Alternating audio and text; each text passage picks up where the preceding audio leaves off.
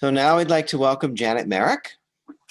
For any of you who've been around IMCW a while, you might have encountered, if you've gone to any of the retreats, Janet has done a whole lot of work managing retreats for IMCW.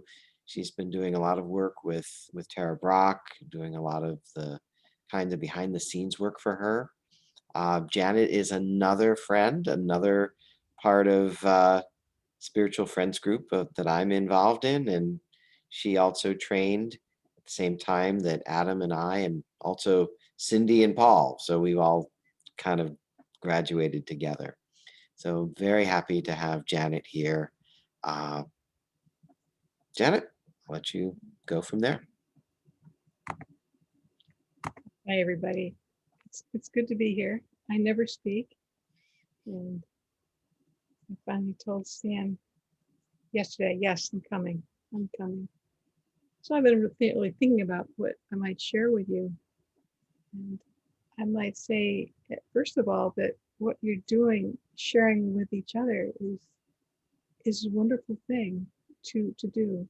And just to have that experience of being in camaraderie with others with similar difficulties and sharing that is just it's a treasure, and it's wonderful. So I'm 72. I grew up in Vermont, and this is about the least formal talk you'll have and least technical. So I'm a New Englander, and I decided to get out of town right away when I graduated from high school. Small industrial town. And then I went to University of Denver for my bachelor's, and then went to Gallaudet University for my master's degree. And so my professional life has been working with deaf people most of my professional life. As a rehab counselor for 10 years at Maryland School for the Deaf, I covered all of Western Maryland. And then at Montgomery College, Disability Support Services arranged accommodations for them. So that's kind of my background. My first formal meditation training was, they call it Eureka Institute. I don't know if you've ever heard of it before, but it's I'm getting one. I can hardly see. I can only see 6 of you. So it's scientific mysticism, right? So, but it was 10 years, and it was a beautiful training actually, and a lot of the base of what we do now in insight meditation. So I met my husband Gary, and 10 years before that, we had a daughter, and I took 20 years off from meditation. So then just give you a little background, So what happened was we had a family crisis. I think that happens to a lot of people, where they really hit bottom with, and they're looking for something. And so I was looking for something, and I found Tara's Wednesday night meditation. And how many times have I heard this story? But it helped. It was good. And I have a history of abuse trauma.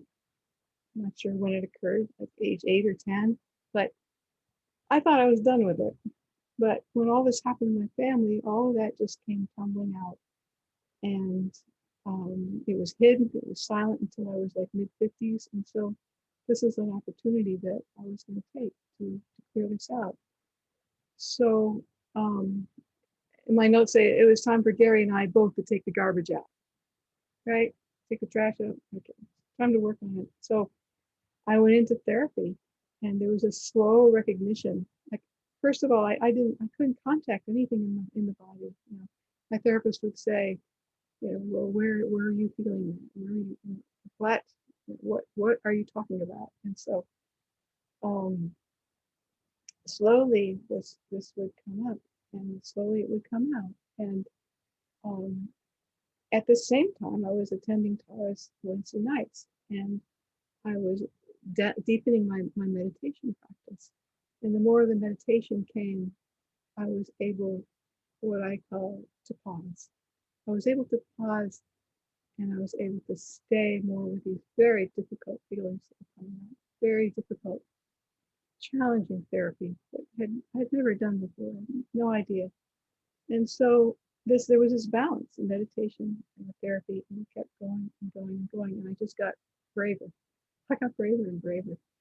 So it's highly technical, right? So Sorry, Janet, can you increase your volume a I little? can. Getting requests. Beautiful. Can you hear me now? You should have told me before. Yeah. You. Can you hear me now better? I can. Thank you. All right. So then I started working for Tara. I actually started volunteering, and then Tara asked me to work for her for some odd reason. I don't know. So so and then I started doing the website or audio editing. I got more and more involved and just more and more like more comfortable with doing things. And I was working with cables, equipment, and computers and stuff. And I love cables. I should never become a counselor. Oh, my master's in counseling, right? So I really had lots to learn. But what I learned about cables and staying with cables is you don't have to talk to anybody if you're back of that machine. You don't have to talk to anybody. So I'm busy now. I'm busy now. Gotta handle this. Gotta turn this on. You don't have to talk to anybody. So observe a lot. So slow baby steps, lots of work, and the trauma lost its intensity. I found some peace. I didn't forget the trauma, but more peace, more peace. So I developed visualizations, which I've also used in meditation, and I have a safe place where if the memories occurred, I could go to a safe place. Um, I I always remember that my therapist said she never saw someone work so hard. I'm sure she was just trying to encourage me, but it was intense. So in 2014, I got my diagnosis of Parkinson's disease, and that was that was that was that was not easy. And looking back, I'd had many symptoms. I had a frozen shoulder, handwriting. Handwriting became like tiny, tiny, tiny, and just became like just very small movements. Digestive difficulties all my life. So the doctor, finally went to a neurologist, a general neurologist, and they want to give me medicine right away. That's basically what neurologists want to do. They want to give you medicine. And and most people with Parkinson's don't want any of it because they're worried about someday that dopamine, that the levodopa is not going to work anymore. So it's not going to. So we don't want to start on the medication. So there's constant fight about it and wanting to do it naturally. And because there's a lack of cells to produce the dopamine, we need to replace it, and it needs to be done on a strict time level. And the medications are a severe challenge. I just went off. I had to take a levodopa medication every 3 hours, and I was even at the end of the 3 hours, I was going down. This curve. You go up, feeling pretty good, and then you go down. It's a curve, and you feel like crap. Okay, you don't feel like moving if I do anything, right? And then you take it, and you. So I have this new medication. I wish they'd given me a long time ago, right? And it was like this. Hopefully, every 4 hours I take it, and it's called Rytari. It's very new. And then I also have something I can inhale.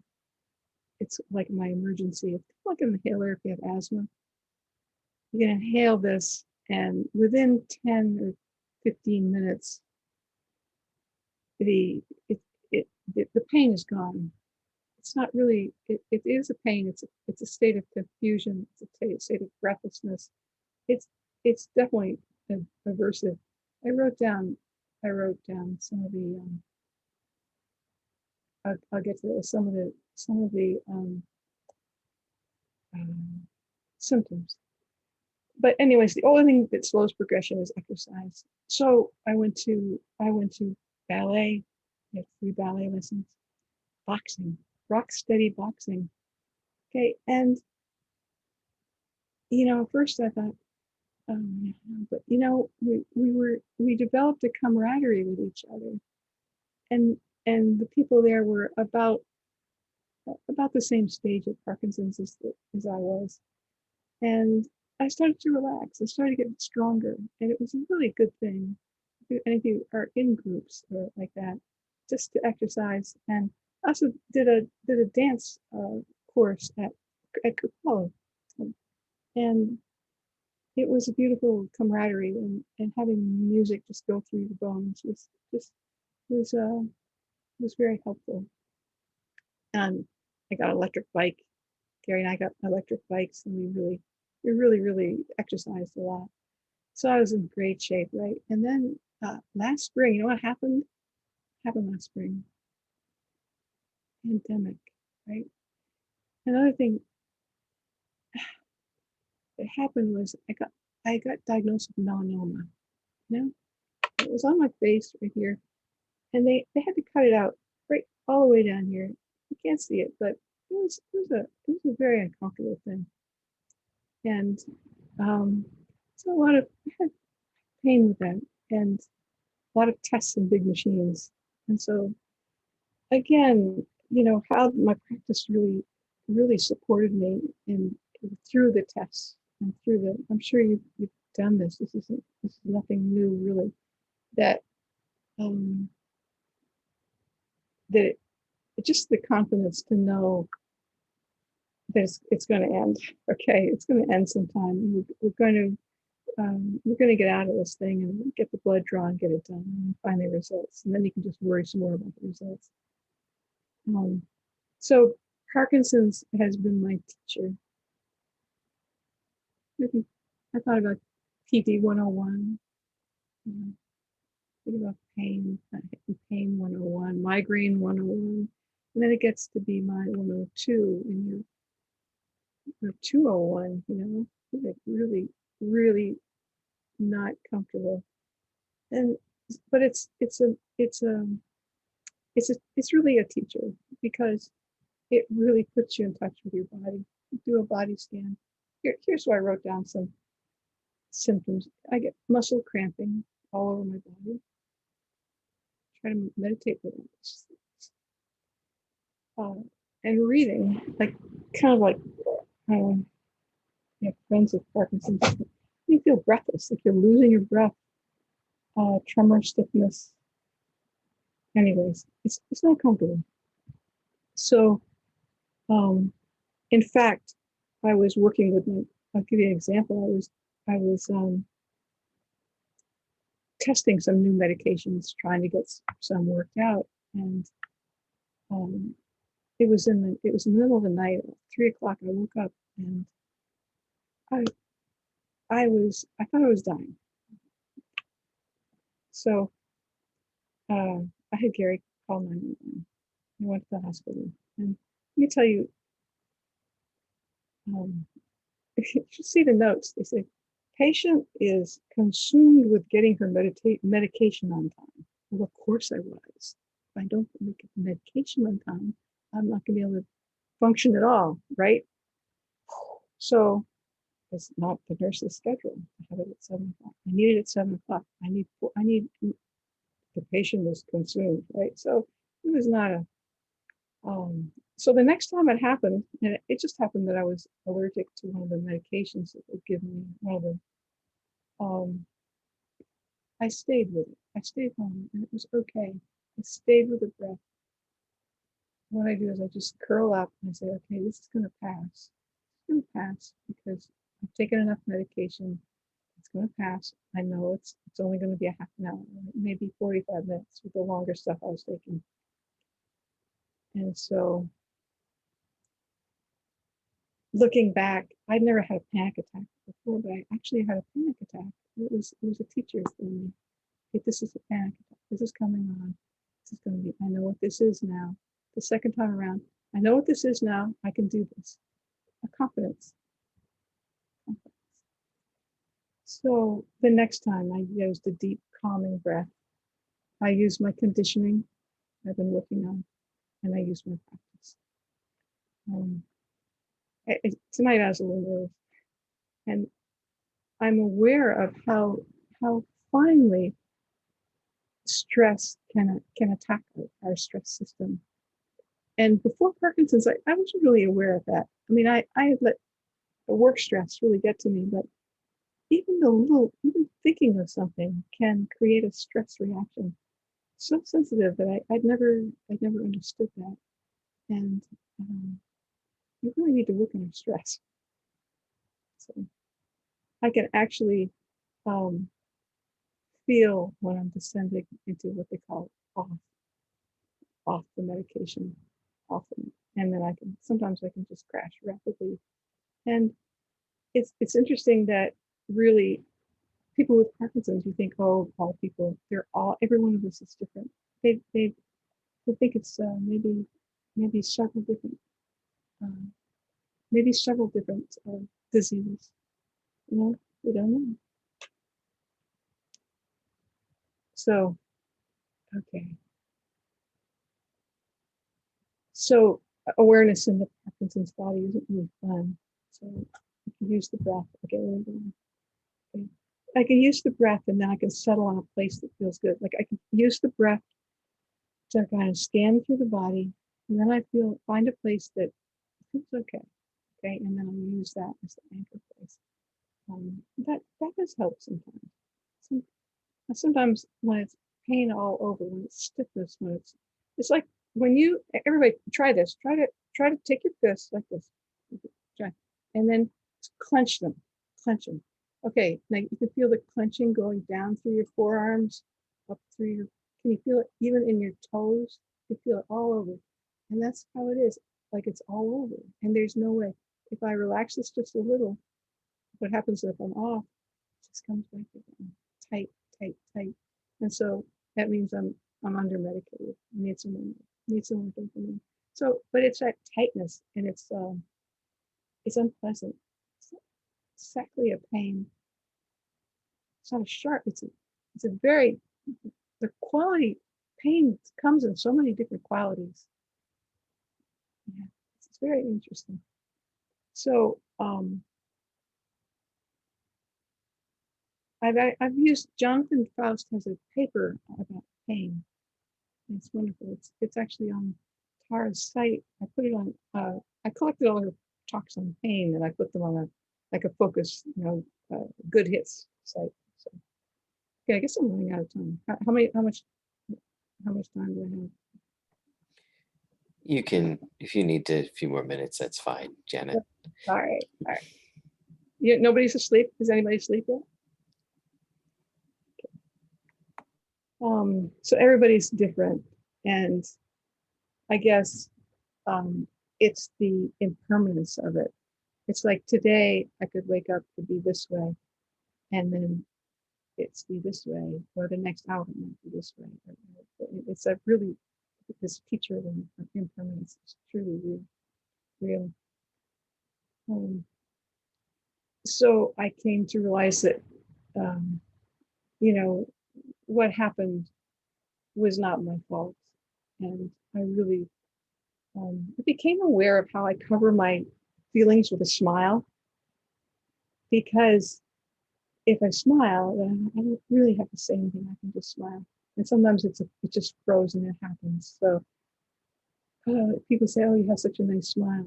It's a scam, really, because you don't have to talk when you smile. Right? Sometimes people get on the case like Stan. All right. Sometimes I would smile and I get into trouble. People thought I was laughing at them. It was a problem. So I think part of it to kind of wrap up. Um, I think being curious really helps with the whole thing. Be curious about it. Be curious and investigate. When you're doing, like, if you do, have you been taught the rain practice? To be curious. What is this? What's going on? What is the nature of this pain? And I find that really happens, really helps me. We forget, we have to learn again and again there's deep conditioning, and the spiritual path really is about forgetting and remembering and forgetting. With each of us, something is calling us. And Tara talks about we have this deep yearning, it's a desire to reconnect with this life with a pure heart. Really, it just lives in us all. And so I'll wrap it up. I had a meditation, and I was calling on goodness. Another way. Things are really, really bad. I call on goodness and see our goodness. And you see the external and come in, draw the strength, the external to the internal. I draw strength from the love, and it comes inside, and I get the confidence. Heart is ready for anything. I love that. Who said that? I forget. But it's and then it comes in, and then the goodness can flow out from me too, and from you, and from all of us. It's kind of like this recycle of goodness, and you just realize it's there, and it's everywhere, and it's inside, and we can call on it at any time, and it gives us strength, and we can trust in love, and it will hold us. I had to write that out. I couldn't do it. So, so hold hope. So I hold hope and a sort of happiness, a sparkle around. It's not intellectual. It's a felt sense. This is not it's not the intellectual talk. It's just how it is. I won't regain pre-Parkinson's. There's no cure. It's not going on. But I can be different. I'll be different, and I'll be stronger, and I can have wellness. It's going to be different. So I investigate that. I just don't know what it will look like, or actually what it looks like right now is what it. So I try to stay present, and no past, no future. It's just now. It's just how it is now. That's how it's going to be. There's no, anyways. So blessed be to my husband Gary. He's so supportive. He's loving and caring, and blessed that we are on the path together, and that we are on. And blessings to you. I hope that some of that was at least.